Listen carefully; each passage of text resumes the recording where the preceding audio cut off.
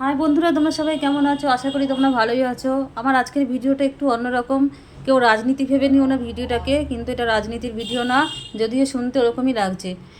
তোমরা সবাই যে ভাতা ভাতা করে যাচ্ছ, প্রকল্প কবে চালু হবে, লক্ষ্মীর ভাণ্ডার শেষ হয়েছে, এবার অন্নপূর্ণা চালু হবে, এইভাবে যদি লক্ষ্মী অন্নপূর্ণা করতে থাকো, তাহলে দেশের উন্নতি কোনো দিনই হবে না।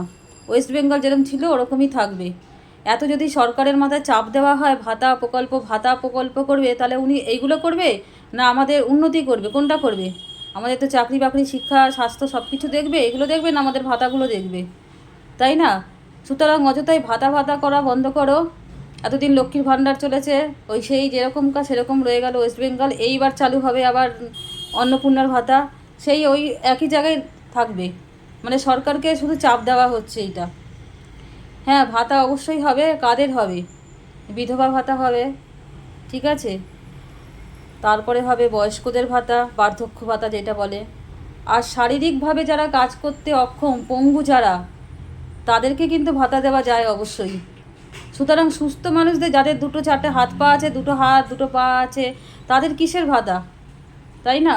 বয়স্কদের 60 বছর হয়ে গেলে তাদের কাজ করার ক্ষমতা ঠিক একটা থাকে না, তাদেরটা মানা যায়।